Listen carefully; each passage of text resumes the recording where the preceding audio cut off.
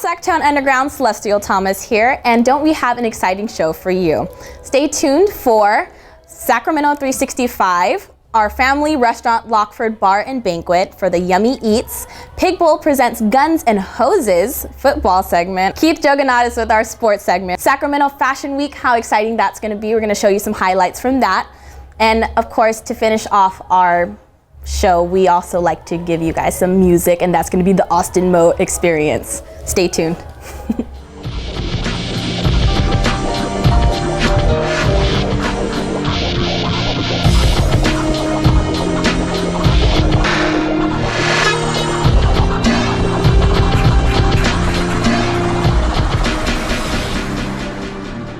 Up next, our local community calendar powered by Sacramento365.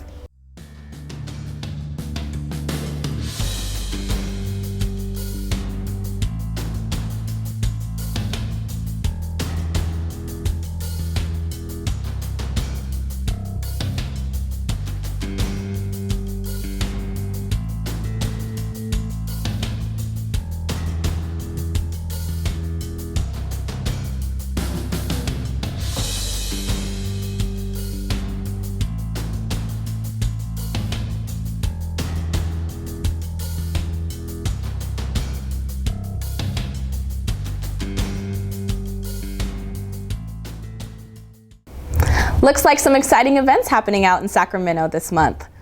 Now, we're gonna go over to the family restaurant Lockford Bar and Banquet with Miss Caitlin Ellis. Caitlin, take it away. Hi, I'm Caitlin Ellis with SacTown Underground, and today I'm here at the Lockford Bar and Banquet. Can you please tell us your name and tell us a little bit about the restaurant? How long have you been open and what type of restaurant, please? Hi, my name is Pardeep, and we opened about last year of end of October. My sister had bought this restaurant and asked me and my husband if we wanted to run it, and so we decided that let's go ahead and take a chance to run it. And our backgrounds are totally different than what anybody would expect. We have no restaurant experience. I'm a real estate agent and my husband's in construction. And so we took on this challenge of a all-American food restaurant. Can you tell us some of your more popular dishes that are requested? Our steak is one of the popular dishes, prime rib we serve every day, and is one of the best dishes that we have. Chicken marsala is really, really good too.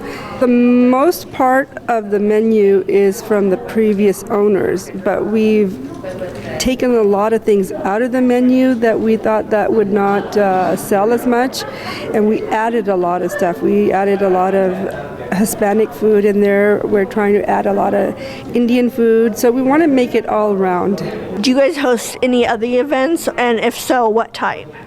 Every Friday we have live band, and we also do parties, banquet parties,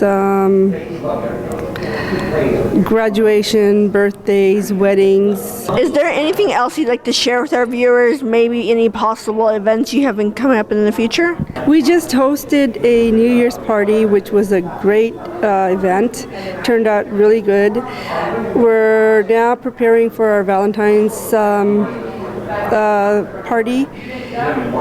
Next month will be St. Patrick's, and then we'll have Mother's Day, then we'll have Father's Day, 4th of July, Thanksgiving, Halloween, and then we're back to Christmas. Are these all types of just different banquets, or what else do you guys do during these events?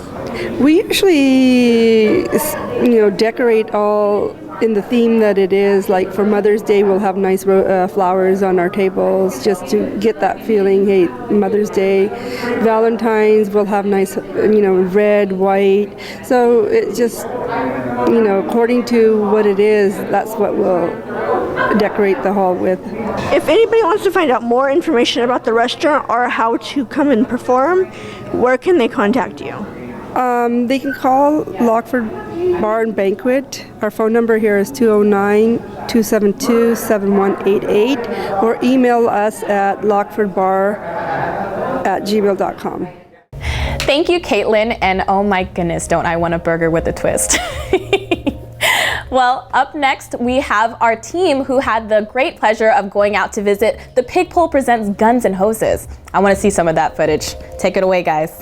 We're at the Guns and Hoses event, and I'm here with the actual coordinator of this entire event, Mr. Jim Barnes. Jim Barnes. And now, Jim, I just told the people that you coordinate this event, but can you tell us in detail exactly everything that goes into this event? There's over 100 volunteers that we do, and we prep this 6 weeks before the game. Although it's a football game, it's bigger than that. We have logistics to make sure all our volunteers are taking care of food. You see, we take care of all the families, the Hall of Famers, everybody. We make sure that they are catered to the way they should be and treated like royalty. But this game goes far and beyond. We talk about community outreach, right? When you have law enforcement officers, firefighters, they provide a service. And when one goes down, it's a huge tradition for us to pay tribute to them. But at some point in time, those organizations have to continue. The families are sometimes left behind. So every year, we honor the new that fallen this year, and that's what you saw today. They're welcome every year from here on. Them and their family get in for free, and we always treat them like VIP, and we just make sure that they feel special, that they're never forgotten.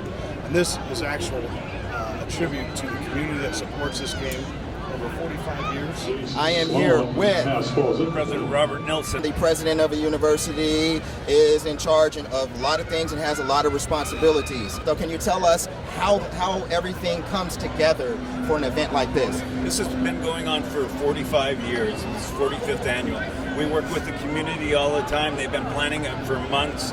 They come out, they've been practicing at night. And actually it's a little warm for them today because they've been out in the cold every night practicing and getting ready for it. And we just work with law enforcement all of the time. Just last year after the PigBowl, they raised a whole bunch of food for the food pantry on our campus. It's a great relationship. This is Daniel Hahn, Sacramento Police Chief. Sacramento Police Chief, guys. Daniel Hahn here.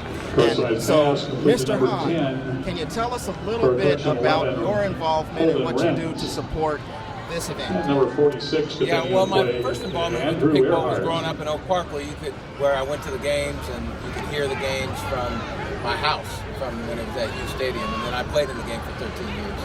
And today I'm going to the Hall of Fame at halftime. And some of my guys are still playing in the game, officers with the police department today.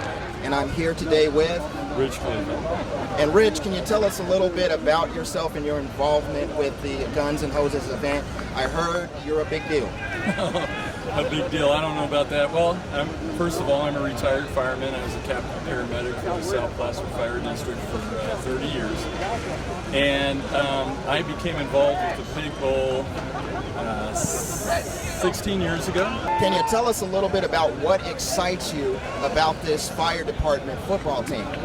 Well, first of all, I'm a fireman, right? 30 years in the fire service. So when I had an opportunity to coach guys that are like me, you know, they're firemen, they work hard. First and 10 from their own. We give back to the 17-yard line. community whenever we can, and I had an opportunity to coach guys like me in a charity game where we can give back.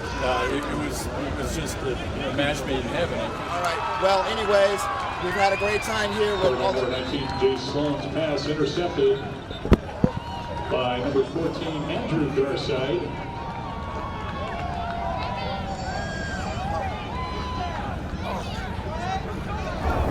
Okay, guys, so that was the PigBowl, and I think that the firefighters won. Yes, it's confirmed the firefighters won. So we're going off to Mr. Keith Jouganatos with our sports segment. Tell us what's going on, Keith.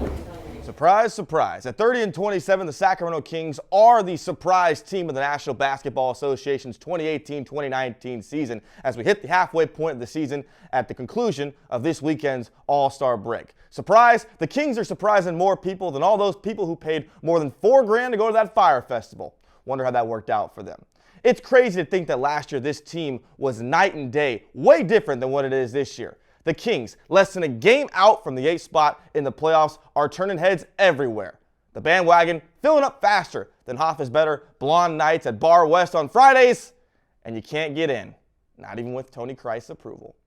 Who would have thought these Sacramento Kings would shock everybody? Multiple players in the All-Star competition. De'Aaron Fox in the All-Star skills competition. Buddy Hield in the All-Star three-point shootout. And just last year, Bogdan Bogdanovic was the MVP of the Rising Stars Challenge. Yet even now, the Sacramento Kings are disrespected by everyone in the national media. Disrespected by writers, disrespected by media pundits, disrespected in general. There's more disrespect going around than that one episode of The Real Housewives of Beverly Hills when Lisa Renee's husband was disrespected. Disrespect, it's been happening for years. Over 10 plus years to be exact with the Sacramento Kings. That has to do with large part with their not so great past and their rocky things that have happened with this franchise. But now the Kings are good again, it seems like. On the rise, young players, young talent. Everything fallen into the universe perfect.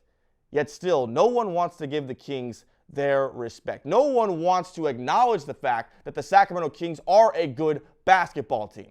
Why do I bring this up? Because just last week, the show Undisputed, which is usually hosted and reported on by Skip and Shannon, was taken over by their B team, Greg Jennings, and in particular, Chris Broussard, a famed NBA writer who said that even though the Kings at the time were in the 8th spot in the playoffs, he still would not bet against the Los Angeles Lakers, and that anyone who bet on De'Aaron Fox and Marvin Bagley and the Sacramento Kings was a straight-up fool. Yes, indeed, Chris Broussard doesn't like the idea of anyone betting on the Sacramento Kings, and it wasn't just Broussard, because De'Aaron Fox was on First Take on ESPN the same week, and Max Kellerman, with everything Max Kellerman could talk about with De'Aaron Fox, the team, the coach, the culture changing, decided to say this. I can't wait till you're a Laker. I can't wait till you go back to reporting boxing, but who are we to count? Listen, usually this should be a time where the city of Sacramento, who gets put down by everybody, and even in spite of this, Sacramento has the opportunity to turn the other cheek here. We have the opportunity to not say anything crazy. We can just allow these people who have no clue what they're talking about to say whatever they want. That is fine. Why don't we just do that?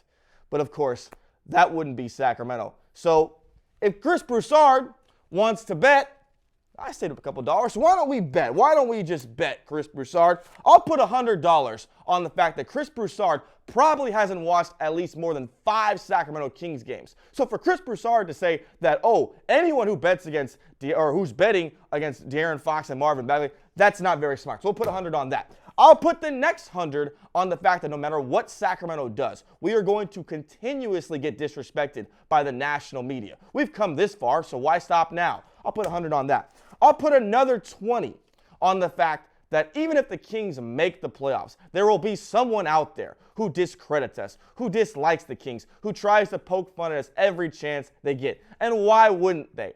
We came into this year thinking that this team wasn't going to win more than 30 games. Everyone expected the Sacramento Kings to fall flat on their face, but the Kings catfished everybody, like a good old catfish on Tinder that you meet at Mango's, and it turns out not to be the way you want it to go. We'll put another 20 on that. I'll put another 20 on the fact that this team is going to win a championship in the next 5 years. I don't know exactly when that's going to happen. I don't know what year that's going to be. But in 5 years, the Sacramento Kings are going to win an NBA championship. They say speak it into the universe, so I'll speak it right now. In 5 years, the Kings are going to win an NBA championship. I'll put about the rest of these ones saved up in the bank because let's face it, rent in Sacramento is too high. It costs about 20 grand to live here, so you might want to conserve your money while you do. So there we go, $220 all aboard the fact the Sacramento Kings have a chance to show the national media, show the national pundits who don't have a clue about what they're talking about, who probably haven't watched this team for more than half the season, that they're dead wrong.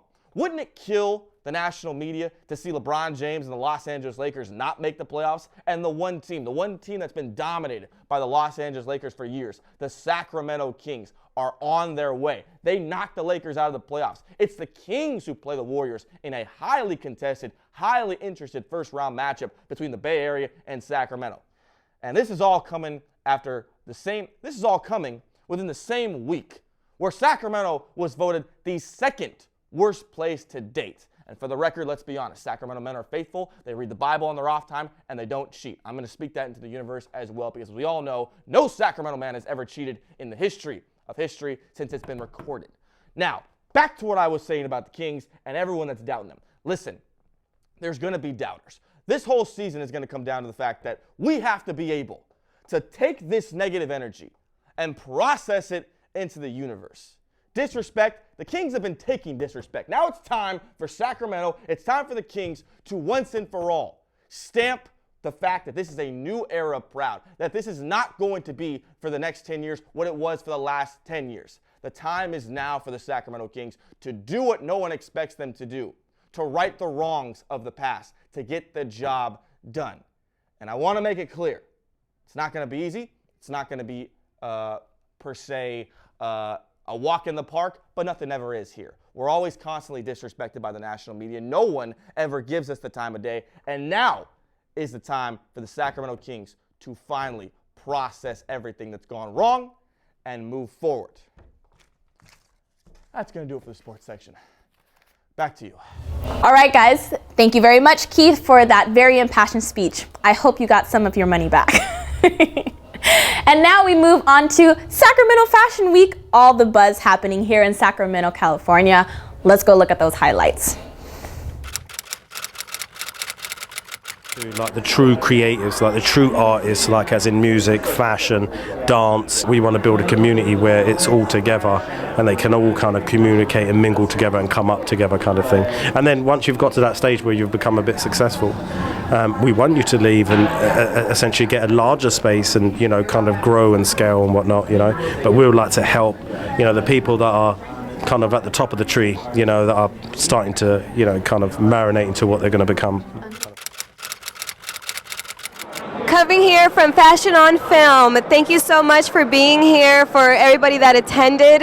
It was such an amazing event to see so many people in the community come together and support our local artists and all of the great filmmakers we have, the designers. Latasha Rose premiering her runway show was just something inspiring. As a model to cross over to being a designer, I think that's something amazing that anybody can aspire to in the fashion industry.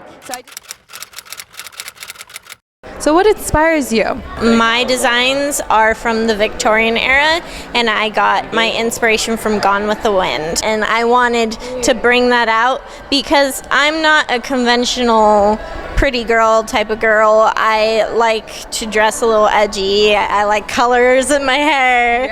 And so I wanted to do that instead of go with pastels, go with bright colors and bring some sass and some edge into it. So tell me a little bit more about your designs. So my designs are, so my collection's called Teenage Trauma. So it's very inspired about like things from my past. So like two-headed teddy bears, little angel wings, demons and scary stuff. And I just turned it into a collection. Yeah. Okay. Yeah. I saw some Stitch in there, yeah, but it didn't look like Stitch. Yeah, so everything that you thought of as a child, like let's make it scary. So the collection is also about 80% recycled.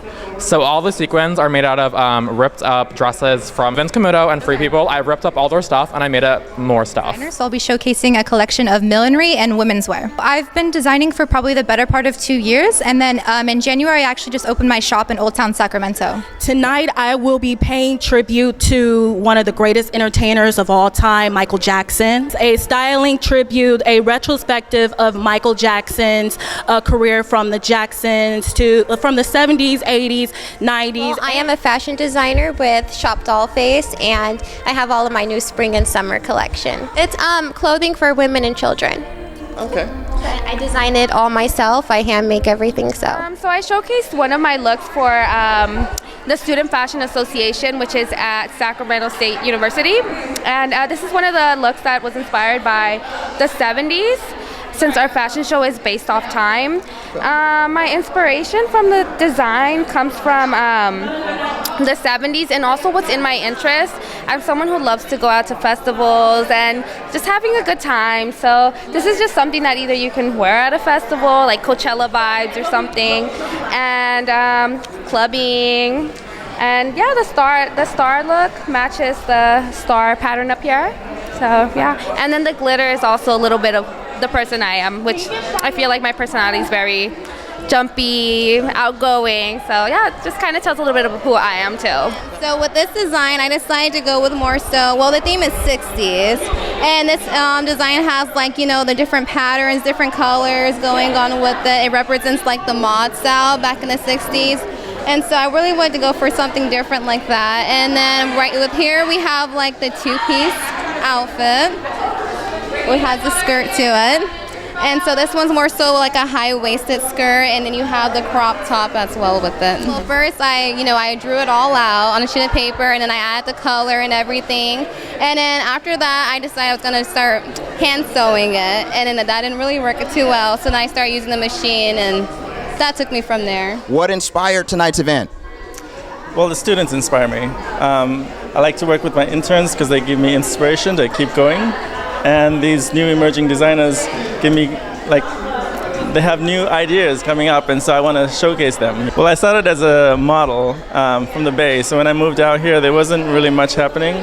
There were little shows held in clubs and bars, so I wanted to bring it out of those places and into venues, into schools to connect the community and other students. My goal is to have it a week-long event, which it is, but it's not. I want it like a citywide event. Like there's something happening all over the city, and different businesses and communities are involved in it, not just the fashion community, but other local businesses. This is a community event, so spreading the word, getting involved, reaching out to us. I mean, I'll reach out to people, but it helps if they reach out also and they give me some ideas on hey, we can do this. I mean, I'm open to different ideas and concepts on what to do. So it doesn't have to be just a fashion.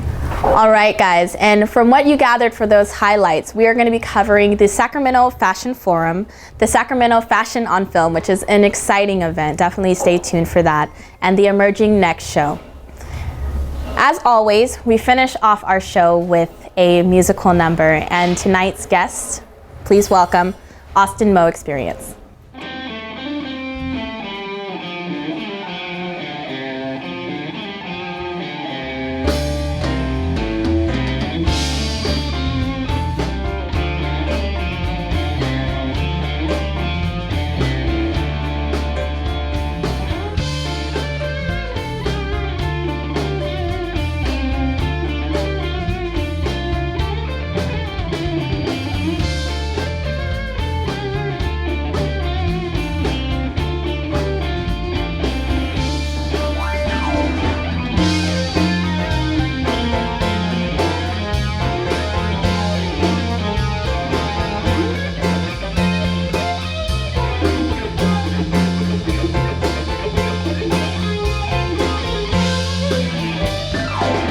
Woke up this morning with a wine glass in my hand. Whose wine? What wine? Where the hell did I die? Must have been a dream. I don't believe where I've been. Come on, let's do it again.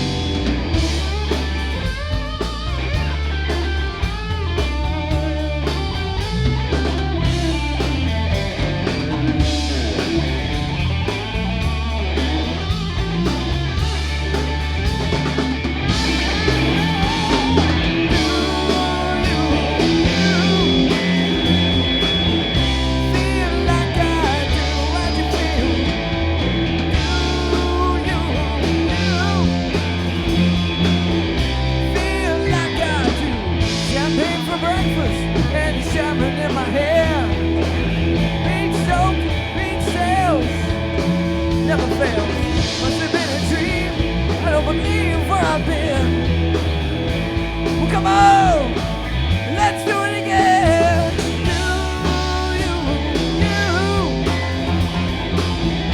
Feel like I do what you feel.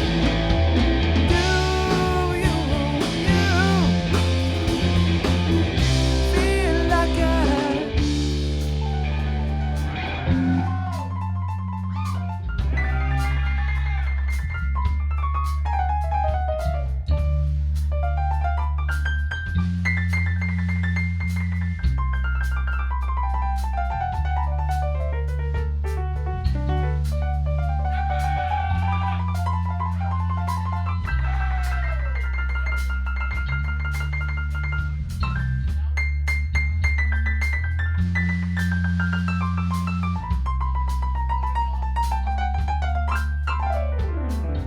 Kevin Kreider on the keyboards, ladies and gentlemen. Kevin Kreider. Give him a little bit more, why don't you? Kevin, let's hear a little bit more of that keyboard, buddy. I trust you.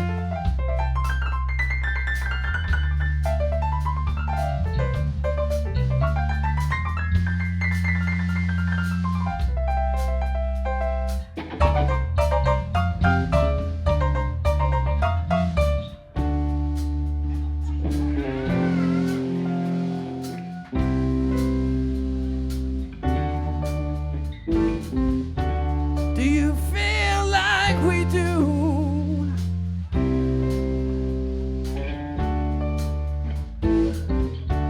Do you feel like we do? Oh, that's true. And do you feel like we do?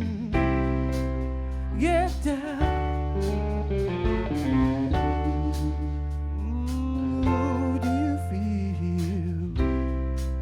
Do you feel like we do?